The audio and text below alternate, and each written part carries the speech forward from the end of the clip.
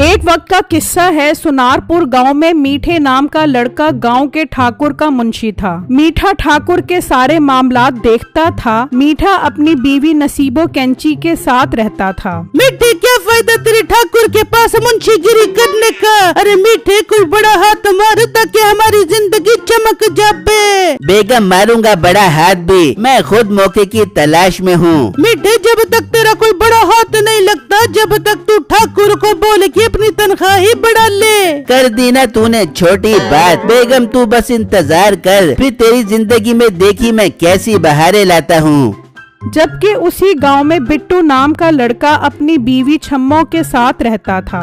बिट्टू जी, मैंने आपसे एक जरूरी बात करनी है। जी बेगम, क्या बात करनी है? बिट्टू, आपको मीठे मुंशी जी के पास काम करते हुए इतना टाइम हो गया है, पर उन्होंने अभी तक आपकी तनख्वाह ही नहीं बढ़ाई। बेगम, मीठे भाई तो ठाकुर साहब के मुंशी हैं। जब तक ठाकुर साहब नहीं बोलेंगे तब तक तनख्वाह नहीं बढ़ सकती। तो बिट्टू, अब सीधा ठाकुर साहब से ही बात कर ले। ठीक है बेगम, जब मुझे मौका मिलेगा तो मैं ठाकुर साहब से बात करूँगा। फिर अगला दिन होता है और मीठा ठाकुर के पास आता है। मीठे, अच्छा हुआ तू आ गया। मीठे, तू एक काम कर, आज से ही जंगल से लकड़ियाँ कटवाने का काम शुरू करवा। सर्दियाँ आने वाली हैं, बाजार में इनकी डिमांड बढ़ने वाली है। ठाकुर साहब, आप बेफिक्र हो जाएं, मैं आज से ही लकड़ियाँ कटवाने का काम शुरू करवाता हूँ। फिर मीठा दो मुलाजमों को बुलवाता है। सुनो लड़को, ठाकुर साहब ने जंगल से लकड़ियाँ कटवाने का बोला है। वो क्या है मुंशी साहब, आज मेरे हाथ में बहुत दर्द है, मैं आज रात काम नहीं कर सकता, पर कल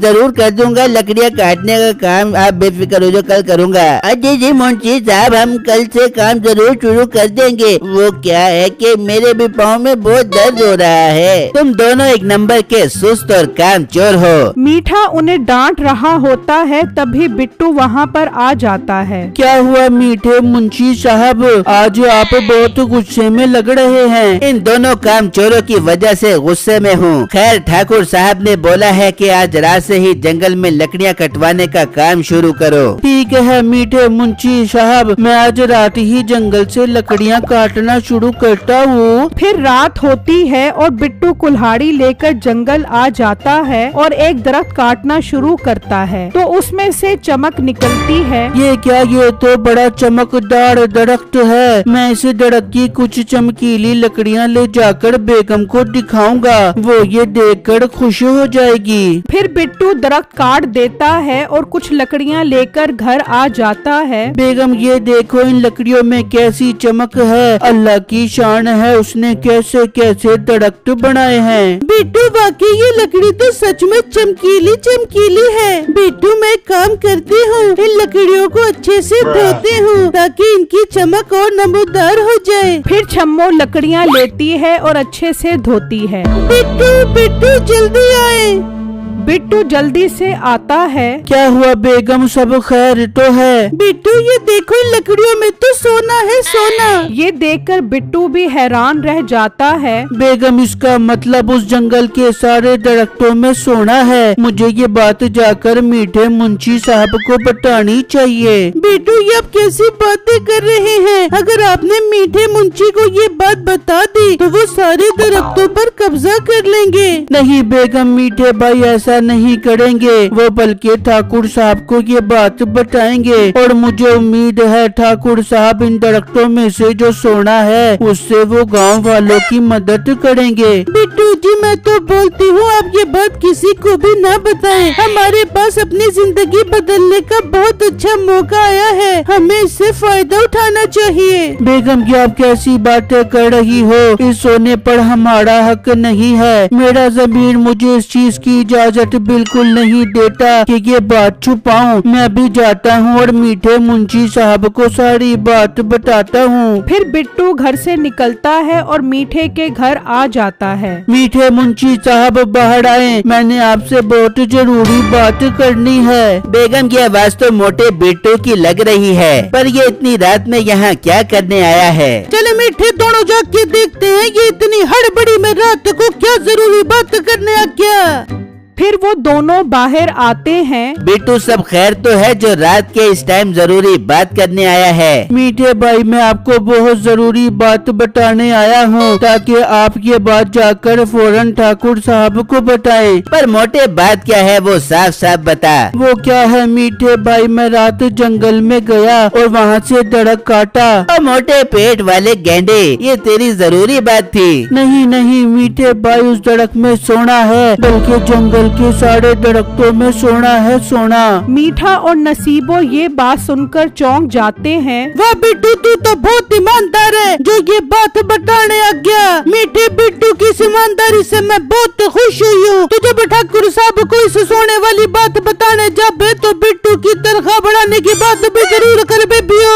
हाँ बेगम तू ठीक बोल रही है। बिट्टू की ईमानदारी पर इसकी तनख्वाह तो बढ़ेगी ही, बल्कि इसे मैं ईमानदारी पर ठाकुर साहब से इनाम भी दिलवाऊंगा। मीठे भाई आपका बहुत बहुत शुक्रिया। अच्छा मैं चलता हूँ। फिर बिट्टू वहाँ से चला जाता है। वाह मीठे, हमारी तो लॉटरी निकल आई। हाँ बेगम, अब हम उस सोने को हासिल करके माला माल हो जाएंगे। पर बेगम उससे पहले इस बिट्टू के बच्चे को ठिकाने लगाना पड़ेगा। ऐसा न हो कि ये ठाकुर साहब को जाकर सारी बात बता दे। मीठे मैं तो बोलती हूँ उस बिट्टू को और इसकी बीवी को बेहोश करके दरिया में फेंक देते हैं। मछलियाँ इन्हें खा जाएंगी और हमेशा के लिए हमारी जान इनसे छूट जाएगी। हाँ बेगम, ये मशवरा तेरा अच्छा है, हमें ऐसा ही करना चाहिए। वहाँ दूसरी तरफ बिट्टू और छम्मो सो रहे होते हैं। मीठा और नसीबो आते हैं और उन्हें रुमाल सुंघा कर बेहोश कर देते हैं। फिर वो उन्हें दरिया में फेंक देते हैं और वहाँ से चले जाते हैं और जंगल आ जाते हैं और उसके कटे हुए दरख्त को देखते हैं। मीठे इस दरख्त में तो वाकई सोना है। बेगम एक काम करते हैं, इस दरख्त से सोना निकालते हैं और फिर रोज रात को आएंगे और सब दरख्तों से सोना निकाल कर शेख अरबी वाले हबीबी बन जाएंगे। फिर वो उस दरख्त से सोना निकालते हैं और वहाँ से चले जाते हैं। फिर अगला दिन होता है। मीठा ठाकुर के पास आता है। सुनाओ मीठे, जंगल में लकड़ियों की कटाई का काम कैसा चल रहा है? ठाकुर साहब मजदूरों को लकड़ियाँ काटने में लगाया हुआ है। हम बहुत जल्द जंगल की सारी लकड़ियाँ काट लेंगे।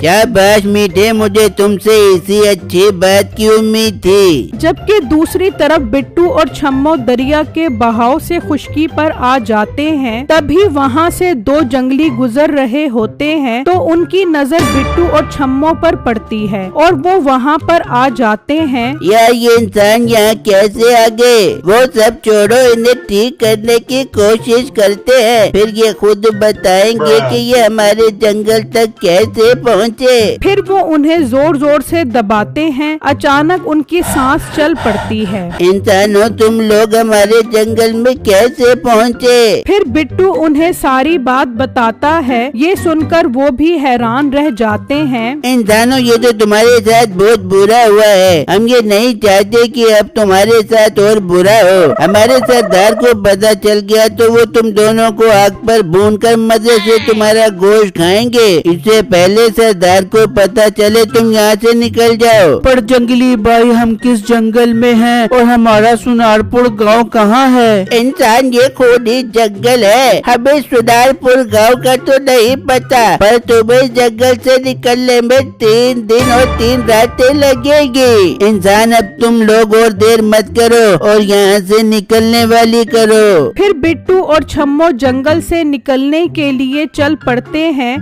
जबकि दूसरी तरफ से नसीबो और मीठा दरख्तों से सोना निकालते रहते हैं। फिर अगला दिन होता है। ठाकुर मीठे को बुलाता है। हाँ मीठे, जंगल की लकड़ियाँ काटने वाला काम कहाँ तक पहुँचा? ठाकुर साहब, दरख्त के काटने का काम जारी और सारी है। जबकि छम्मो और बिट्टू भी मुख्तलिफ रास्तों से होते हुए गांव की तरफ बढ़ रहे होते हैं। यूँ 2-3 दिन गुजर जाते हैं। ठाकुर को अब शक होता है। बेगम, ये मीठा मुझे कई दिनों से सिर्फ बोल ही रहा है कि जंगल में लकड़ियाँ काटने का काम चल रहा है, पर अभी तक कोई लकड़ियाँ गोदाम में नहीं पहुँची। तो आप एक काम करे, जंगल जाकर वहाँ की सूरत हाल खुद देखे कि वहाँ चल क्या रहा है। फिर रात होती है और ठाकुर मुलाजमों को लेकर जंगल पहुंच जाता है। वहाँ मीठा और नसीबो सोना समेटने में लगे होते हैं। ये क्या, इन दरख्तों में तो सोना है। ओ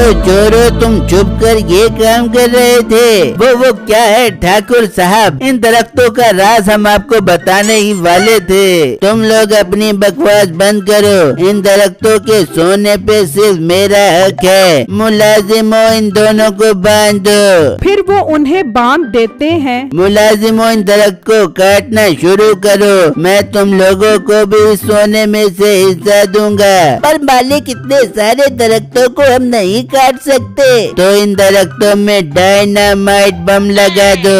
ये बम सारे दरख्तों को उड़ा देंगे तो सोना खुद ही बाहर निकल आएगा। जबकि छम्मो और बिट्टू सुनारपुर गांव पहुंच जाते हैं। बेगम, हमें जल्दी जाकर ठाकुर साहब को सारी बात बतानी चाहिए। फिर वो ठाकुर के घर आते हैं। मालकन, ठाकुर साहब कहाँ पर हैं? ठाकुर साहब जंगल गए हैं। ये सुनते ही बिट्टू और छम्मो जंगल की तरफ निकल पड़ते हैं और जंगल में पहुंच जाते हैं। मुलाजिमो, उड़ा दो इन दरख्तों को बम से।